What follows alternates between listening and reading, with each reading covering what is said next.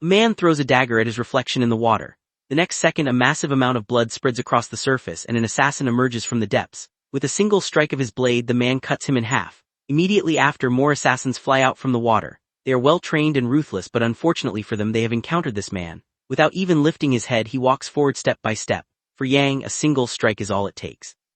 This man is named Yang, played by Jang Dong-gun, a cold-blooded and invincible assassin. Just how invincible is he? In heaven or on earth no one has ever made him strike a second blow.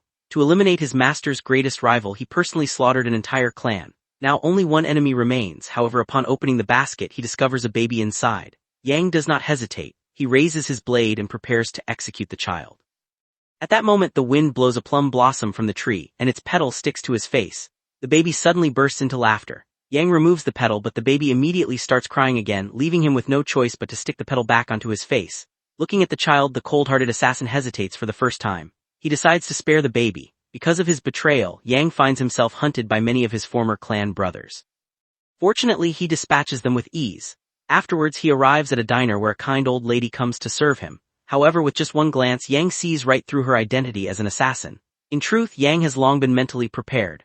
From the moment he decided to spare the baby he knew the rest of his life would never know peace. To evade his master's pursuit he takes the baby and travels far away to the American West.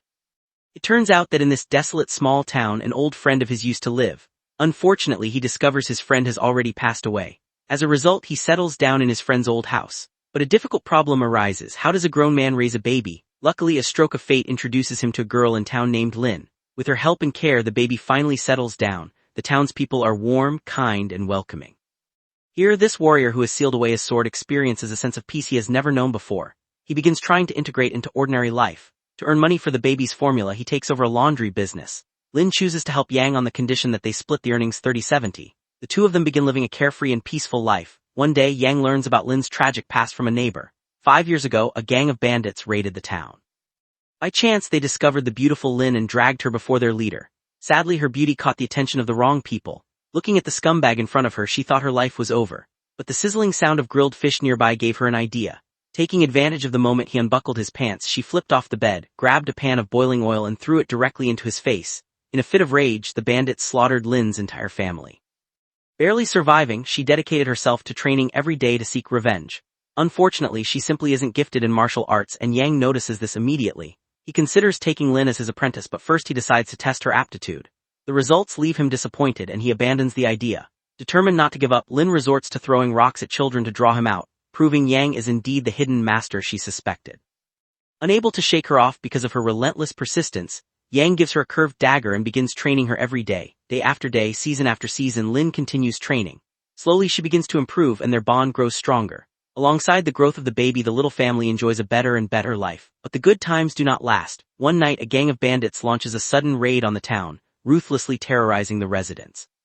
Their leader is none other than the man who murdered Lin's family 5 years earlier. Although Yang is nearby, he refuses to act because his sword has long been sealed.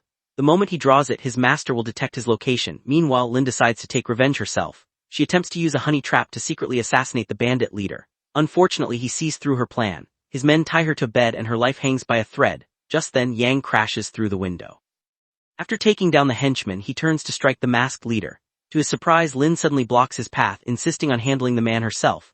The bandit immediately grabs her and slams her to the ground. Later, while pursuing the fleeing enemy, Lin remembers Yang's teachings. Closing her eyes, she throws her knife. With a sharp whistle through the air, the blade strikes its target and knocks the rider from his horse. However, the man beneath the mask is only a scapegoat. The real bandit leader has already escaped. Realizing his master's hunters will soon arrive, Yang packs his belongings and prepares to leave. He does not want to drag the townspeople into his conflict. But when he steps outside, the entire town is waiting for him. The villagers tell him that whether he leaves or stays, they are doomed either way. Faced with the friends who welcomed him into their lives, Yang finally decides to stay and fight. The town mayor steps forward and digs up a rifle that has been buried for years.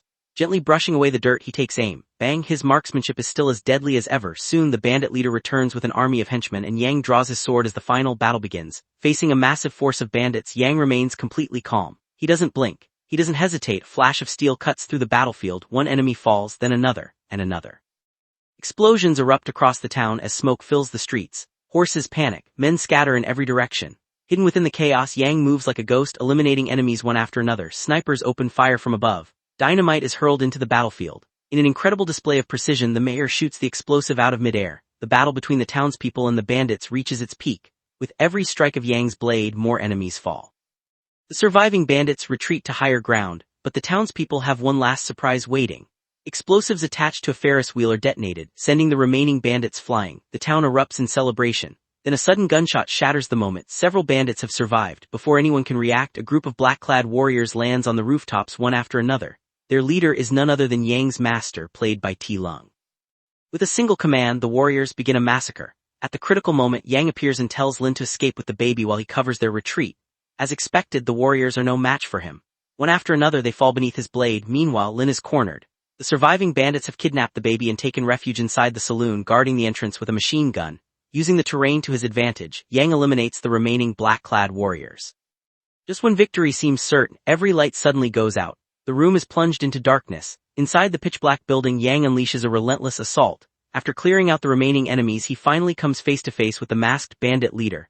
The man believes that holding a hostage will stop Yang from attacking. He is wrong. Outside 3 feet, the gun is faster. Within 3 feet, the blade is faster. That is the true skill of a master assassin.